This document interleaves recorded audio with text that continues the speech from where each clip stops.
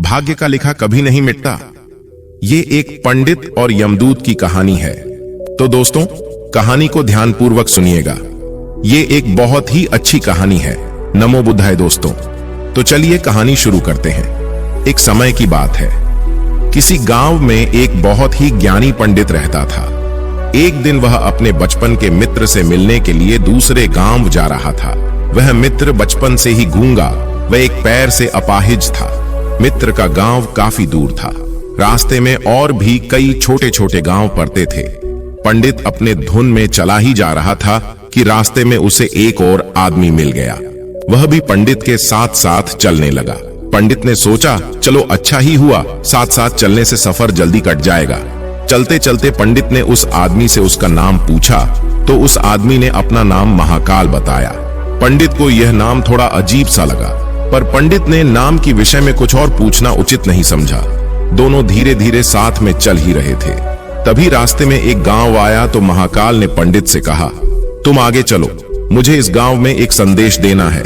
पंडित ने कहा, ठीक है, और आगे की ओर चल दिया।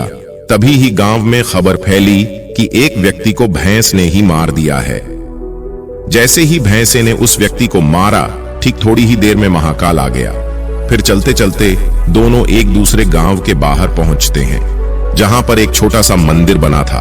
ठहरने की व्यवस्था भी अच्छी लग रही थी। पंडित के मित्र का भी गांव वहां से दूर था और रात्रि भी होने वाली थी। तो पंडित ने कहा, रात्रि होने वाली है, पूरा दिन चलने से थकान भी लग रही है और भूख भी लगी है, तो यही भोजन करके आराम कर लेते हैं। सुबह आराम से आगे का सफर करेंगे। महाकाल ने कहा, ठीक है, मुझे इस गांव में किसी को कुछ जरूरी सामान देना है। तुम खाना खा लो और आराम करो, मैं बाद में आके खा लूंगा। इतना कहकर वह चला गया। लेकिन उसके जाते ही कुछ ही देर में उस गांव में धुआं उठता दिखाई दिया और देखते देखते पूरे गांव में आग लग गई। तभी पंडित ने आश्चर्य से सोचा, यह महाकाल जहां भी जाता है वहां किसी न किसी तरह की हानि जरूर हो जाता है। कुछ तो गड़बड़ है। लेकिन पंडित ने रात्रि में महाकाल से इस बात का कोई जिक्र नहीं किया। सुबह दोनों ने फिर अपने गंतव्य की ओर चलना प्रारंभ कर दिया। कुछ ही दूर में फिर एक गांव आया तो महाकाल ने फिर पंडित से कहा, आप आगे चलते जाइए, मैं कुछ दूरी में आपसे मिलता हूं। मुझे इस गांव में भी कुछ जरूरी काम है, तो काम करके मैं आपसे कुछ आके मिल लेता हूं। यह कहकर महाकाल जाने लगा। लेकिन इस बार पंडित आगे नहीं बढ़ा, बल्कि वहीं खड़ा होकर महाकाल को देखता रहा कि अब वह कहां जाता है और क्या करता है। तभी लोगों की आवाज सुनाई देने लगी, सांप काट लिया है और वह मर गया है। ठीक उसी समय महाकाल फिर से उस पंडित के पास पहुंच गया। लेकिन इस बार पंडित को सहन नहीं हुआ। उसने महाकाल से पूछ ही लिया कि तुम जिस गांव में जाते हो वहां कोई न कोई नुकसान जरूर हो जाता है, क्या तुम मुझे बता सकते हो ऐसा क्यों होता है? तो महाकाल ने जवाब दिया, पंडित जी, आप तो मुझे बहुत बड़े ज्ञानी मालूम पड़े थे, इसीलिए मैं आपके साथ चलने लगा था, क्योंकि ज्ञानियों का संग बहुत अच्छा होता है। परंतु आप अभी तक समझ नहीं पाए मैं कौन हूं। पंडित ने कहा, मैं समझ गया हूं, लेकिन मुझे कुछ शंका है। अगर आप ही अपना उपयुक्त परिचय दे दें तो मुझे आसानी होगी। तो महाकाल ने जवाब दिया, मैं यमदूत हूं और यमराज की आज्ञा से उन लोगों की प्राण हरण करता हूं जिनकी आयु पूर्ण हो चुकी है। हालांकि पंडित को पहले से ही इस बात की शंका थी, फिर भी महाकाल, अच्छा, अगर ऐसी बात है और तुम सचमुच यमदूत हो तो बताओ अगली मृत्यु किसकी है? यमदूत ने जवाब दिया, अगली मृत्यु तुम्हारे इस मित्र की है जिससे तुम मिलने जा रहे हो, और उसकी मृत्यु का कारण भी तुम ही बनोगे। यह बात सुनकर पंडित हिल सा गया और सोच में पड़ गया कि वास्तव में यदि यह महाकाल यमदूत हुआ तो उसकी बात भी सही होगी और उसके कारण मेरे बचपन के सबसे घनिष्ठ मित्र की तो मृत्यु हो जाएगी। इसलिए अच्छा यही होगा कि मैं अपने मित्र से मिलने ही ना जाऊं। कम से कम मैं तो उसकी मृत्यु का कारण नहीं बनूंगा। महाकाल ने कहा, तुम जो सोच रहे हो वह सब मुझे पता है, मगर तुम्हारे अपने मित्र से मिलने ना जाने से नियति नहीं बदल जाएगी। तुम्हारे मित्र की मृत्यु तो निश्चित है और वह अगले कुछ ही क्षणों में घटित होने वाली है। महाकाल के मुंह से ऐसी बातें सुनकर पंडित को झटका सा लगा, क्योंकि महाकाल ने उसके मन की बात जान ली थी, जो एक साधारण व्यक्ति के लिए संभव नहीं है।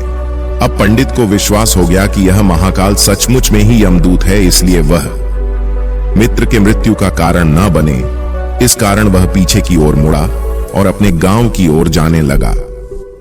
परंतु जैसे ही पंडित मुड़ा, उसका मित्र तेजी से उसकी ओर आता दिखाई दिया, जो पंडित को देखकर अत्यंत प्रसन्न दिख रहा था। अपने मित्र के आने की गति को देखकर पंडित को ऐसा लगा जैसे कि उसका मित्र काफी समय से उसके पीछे ही आ रहा है, लेकिन वह बचपन से ही गूंगा था और पैर से अपाहिज था, इसलिए ना तो पंडित तक पहुंच पा रहा था और ना ही पंडित को आवाज देकर रोक पा रहा था। लेकिन जैसे ही वह पंडित के पास पहुंचा, अचानक उसकी मृत्यु हो गई। पंडित हक्का बक्का होकर महाकाल की ओर देखने लगा, जैसे कि वह पूछना चाह रहा हो कि आखिर क्या हुआ। महाकाल ने पंडित की मन की बात समझ गया और बोला, तुम्हारा मित्र पिछले गांव से ही पीछे पीछे आ रहा था, लेकिन वह अपाहिज और गूंगा होने की वजह से तुम तक नहीं पहुंच सका। उसने अपनी संपूर्ण ताकत लगाकर तुम तक पहुंचने की कोशिश की, लेकिन बुढ़ापे में बचपन जैसी ताकत नहीं होती, इसलिए हृदय आघात के कारण तुम्हारे मित्र की मृत्यु हो गई। क्योंकि तुमसे मिलने के लिए वह अपनी सीमाओं को लांघते हुए तुमसे मिलने के लिए पीछे पीछे भाग रहा था, इसलिए अपने मित्र के मृत्यु का कारण तुम ही बने। अब पंडित को विश्वास हो चुका था कि सचमुच में महाकाल एक यमदूत है और उसका कार्य जीवन के प्राण हरना है। पंडित ज्ञानी व्यक्ति था, इसलिए यह भी जानता था कि मृत्यु पर किसी का बस नहीं चलता, सभी जीवों को एक न एक दिन तो मरना ही है। यही सोचकर उसने अपने आप को संभाल लिया। लेकिन अचानक पंडित के मन में स्वयं की मृत्यु के बारे में जानने की इच्छा हुई, इसलिए उसने महाकाल से कहा, जब मृत्यु मेरे मित्र की होनी थी तो तुम शुरू से ही मेरे साथ क्यों चल रहे थे? महाकाल ने जवाब दिया, मैं तो सभी के साथ चलता हूं और हर क्षण चलता रहता हूं, फिर भी लोग पहचान नहीं पाते, क्योंकि लोगों के पास अपनी समस्याओं के अलावा किसी और व्यक्ति, वस्तु या घटना के संदर्भ में सोचने व उसे देखने समझने का समय ही नहीं होता।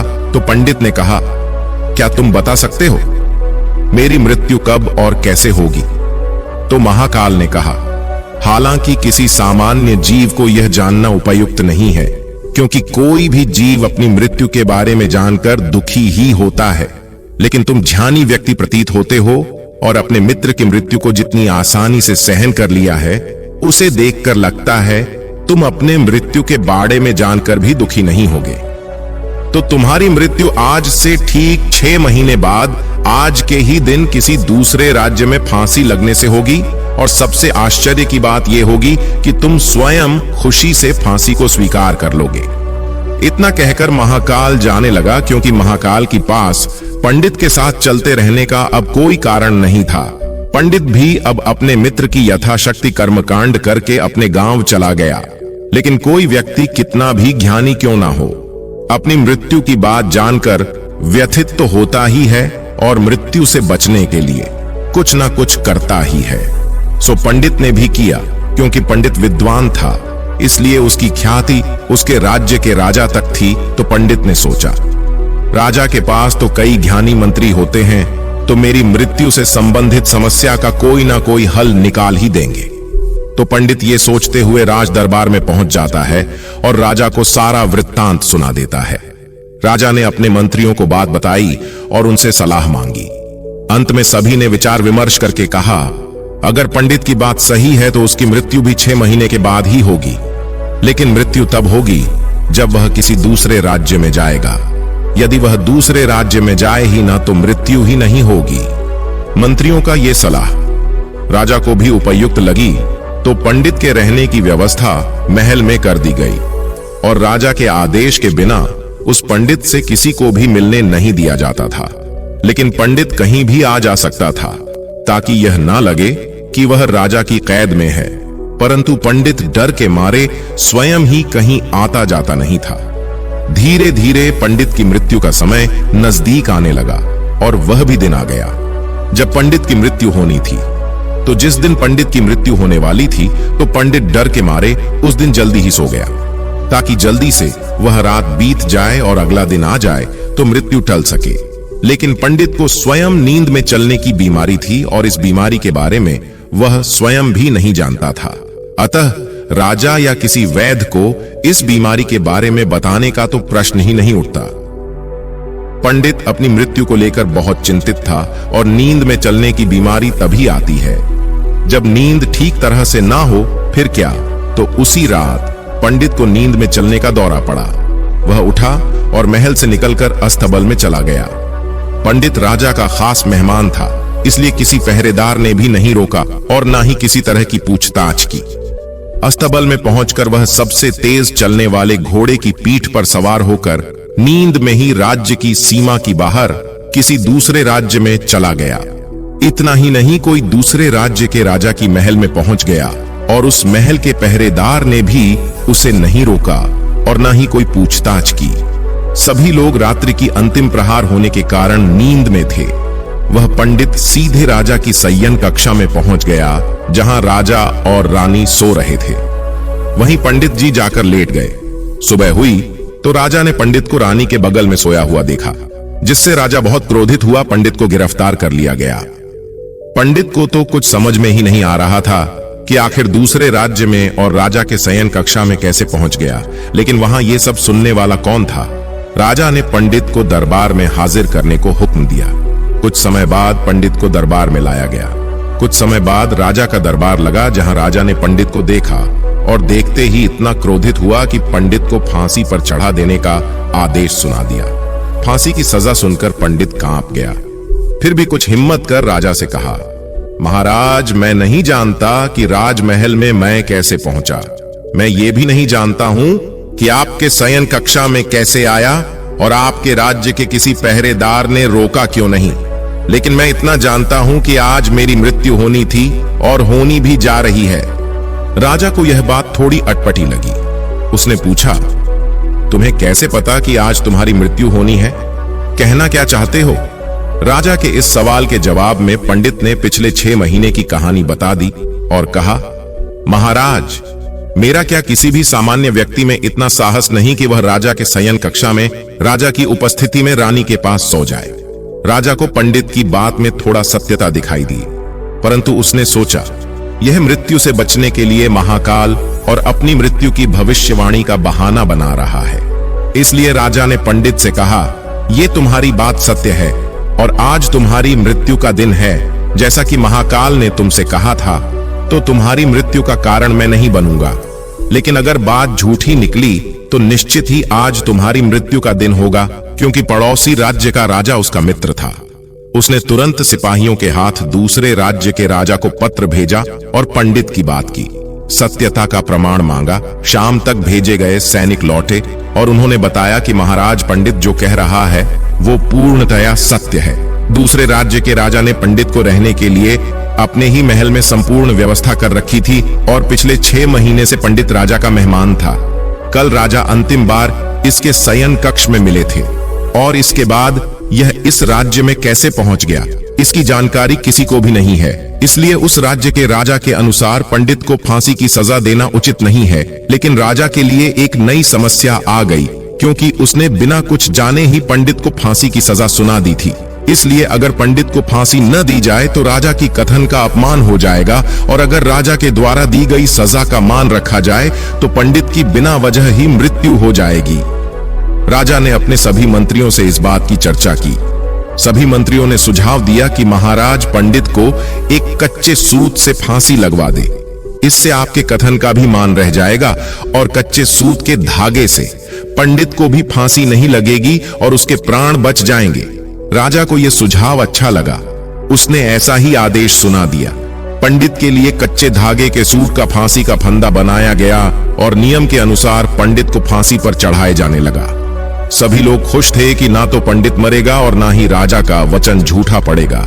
पंडित को भी विश्वास था कि सूत के धागे से तो उसकी मृत्यु हो ही नहीं सकती, इसलिए वह भी खुशी खुशी फांसी पर चढ़ने को तैयार था, जैसा कि महाकाल ने उससे कहा था। लेकिन जैसे ही पंडित को फांसी दी गई, सूत का धागा तो टूट गया, लेकिन टूटने से पहले ही उसने अपना काम कर दिया था। पंडित के गले की नस सूत के धागे से कट चुकी थी और पंडित जमीन पर पड़ा तड़प रहा था। हर धड़कन के साथ उसके गले से खून की फुहार निकल रही थी और देखते ही देखते पंडित का शरीर पूरी तरह से शांत हो गए। सभी लोग आश्चर्यचकित थे, पंडित को मरते देख रहे थे। किसी को विश्वास ही नहीं हो रहा था कि इस कमजोर से धागे से किसी की मृत्यु हो सकती है, लेकिन घटना घट चुकी थी। नियति ने अपना काम कर दिया था। जो होना होता है वह होकर ही रहता है। हम चाहे जितनी भी सावधानियां बरतें, जितना भी उपाय कर लें, लेकिन हर घटना और घटना का पूरा प्रणाली पहले से ही तय होता है, जिसे हम थोड़ा सा भी इधर उधर नहीं कर सकते। इसलिए ईश्वर ने हमें भविष्य जानने की क्षमता नहीं दी है, ताकि हम अपने जीवन को ज्यादा बेहतर तरीके से जी सके। और यही बात उस पंडित पर भी लागू होती है। यदि पंडित ने महाकाल से अपने मृत्यु के बारे में न पूछा होता, तो 6 महीने राजा की कैद में रहकर जीने की वजह ज्यादा बेहतर जिंदगी जीता। तो दोस्तों, अगर कहानी अच्छी लगी हो तो चैनल को जरूर सब्सक्राइब करें, वीडियो को लाइक करें और शेयर करें एवं कमेंट करें। धन्यवाद और नमो बुधाय।